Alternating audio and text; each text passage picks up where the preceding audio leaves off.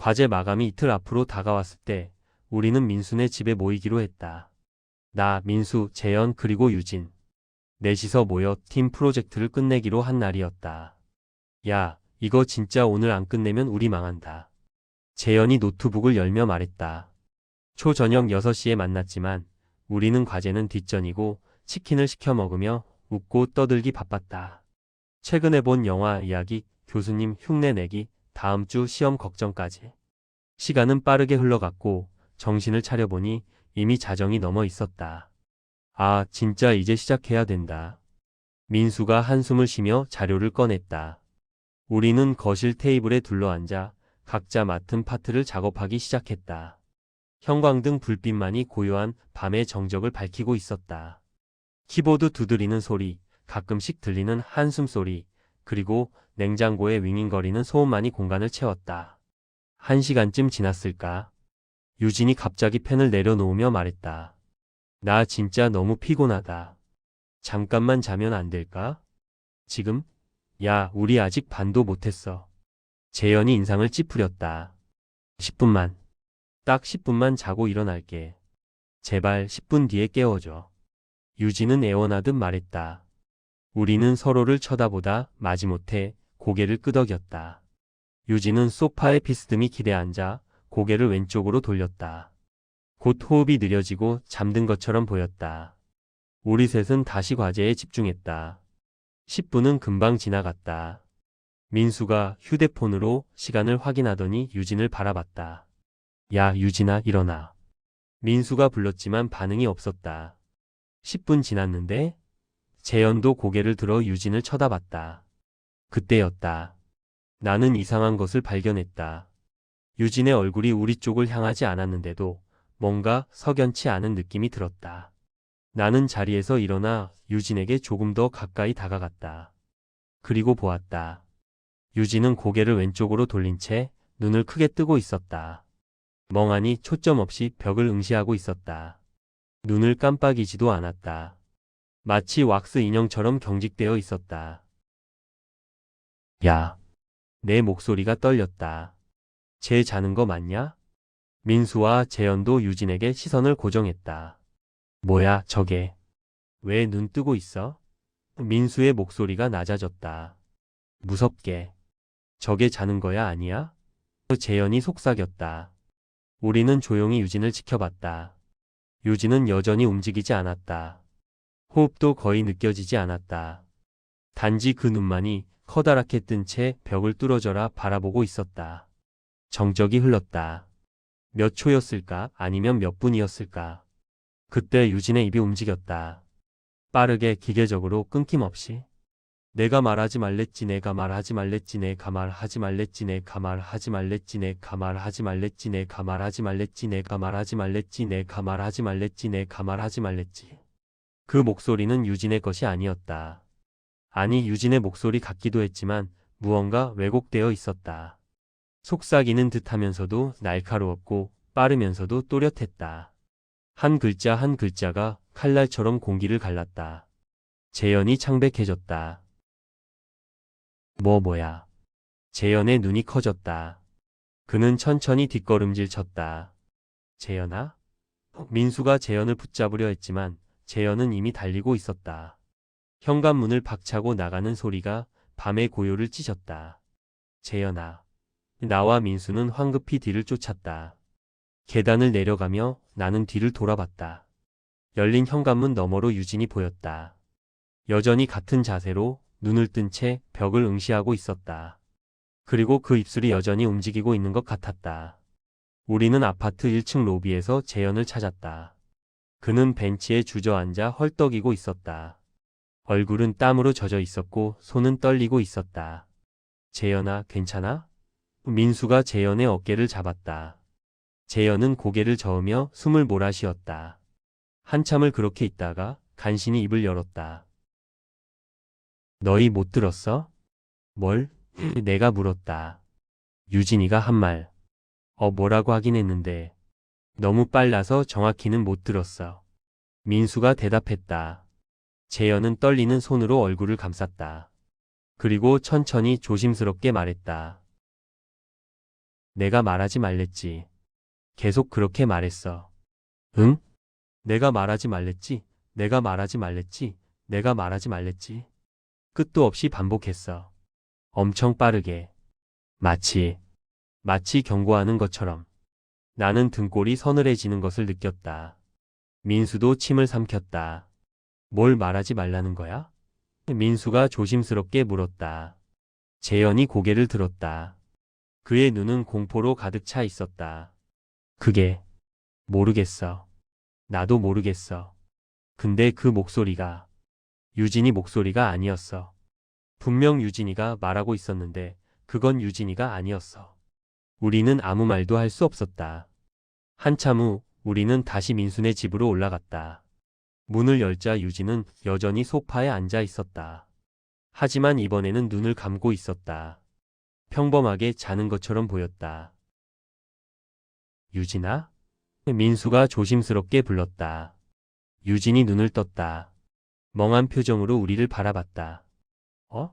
나 잤어? 깨워주기로 했잖아. 유진은 평소의 목소리로 말했다. 하품을 하며 몸을 펴는 모습도 지극히 자연스러웠다. 우리 셋은 서로를 쳐다봤다. 재현은 여전히 창백한 얼굴로 유진을 경계하듯 바라봤다. 너 방금 뭐라고 했어? 내가 물었다. 응?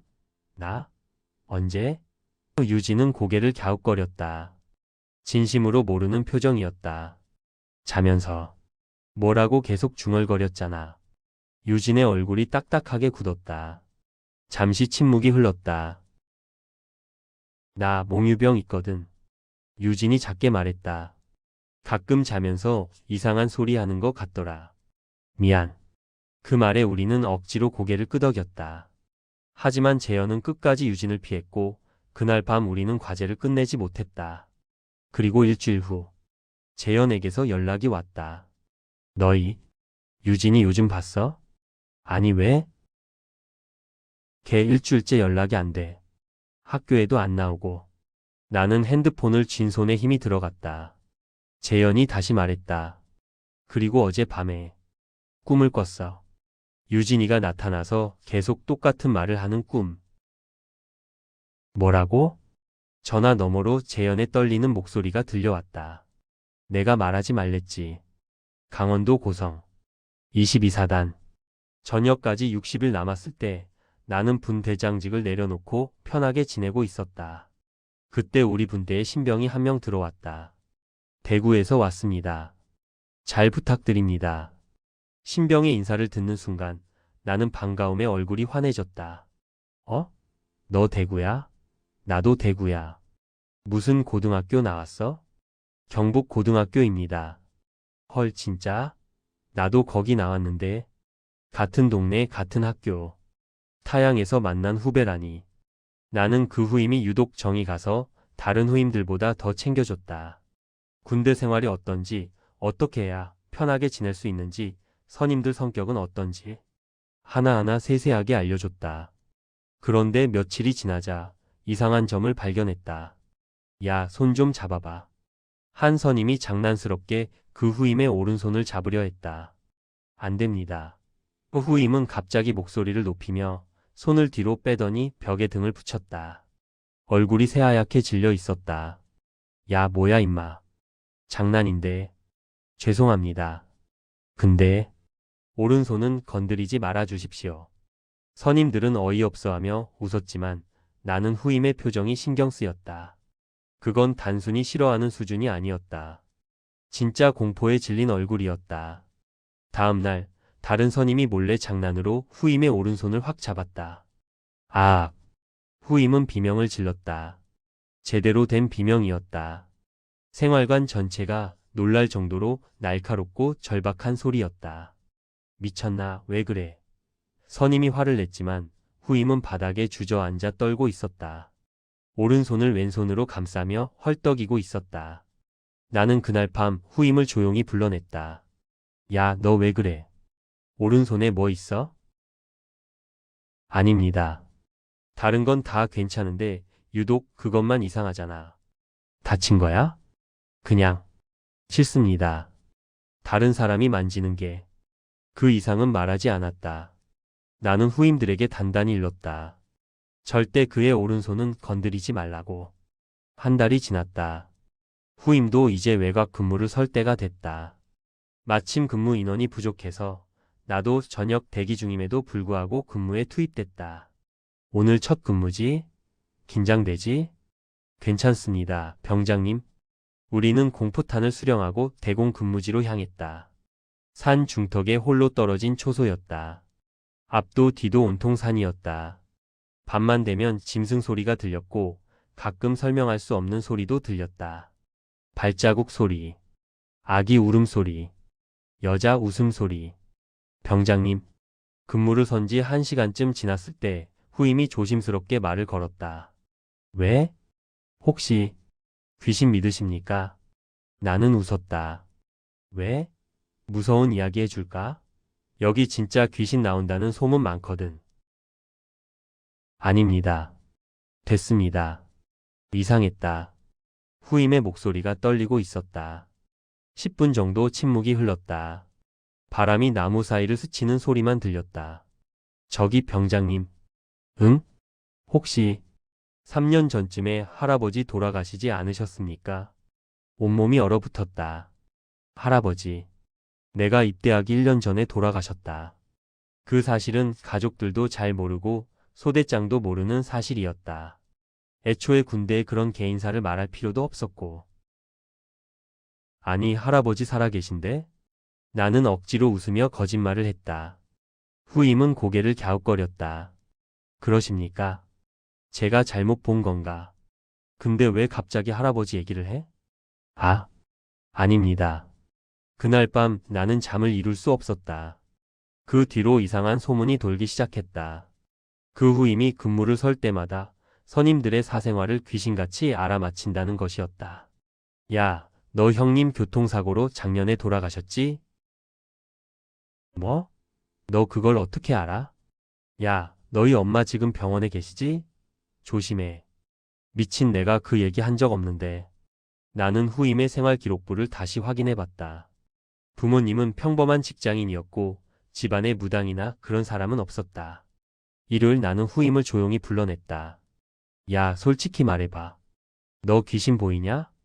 후임은 한참을 입을 다물고 있다가 천천히 고개를 끄덕였다. 제가 오른손 민감한 거 아시지 않습니까? 응. 실은 오른팔에 누가 손을 잡고 있습니다. 등골이 서늘해졌다. 무슨 소리야? 누가? 후임은 떨리는 목소리로 말했다. 여자입니다.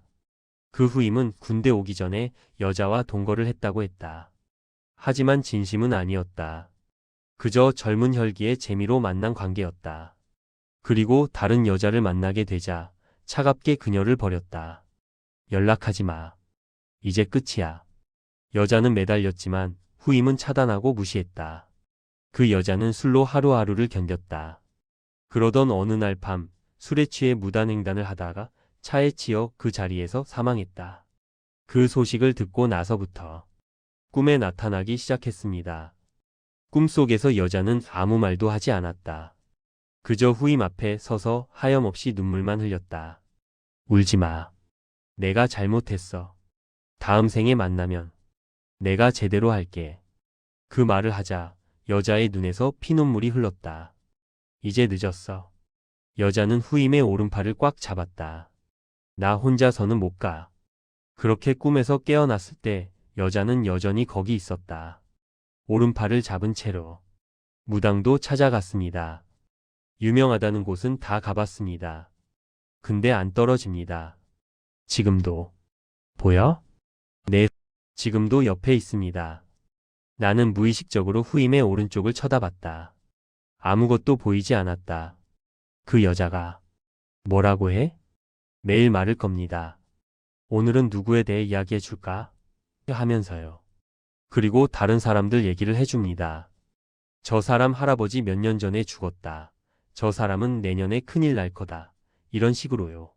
그럼 다른 사람들이 내 오른손 잡으려고 할 때는 후임의 얼굴이 하얗게 질렸다. 비명을 지릅니다. 손 잡으면 저놈 죽여버릴 거야. 라고. 그래서 제가 겁이 나서 소리를 지르는 겁니다. 나는 할 말을 잃었다. 3월 초 나는 전역했다. 대학으로 복학하고 일상으로 돌아왔다.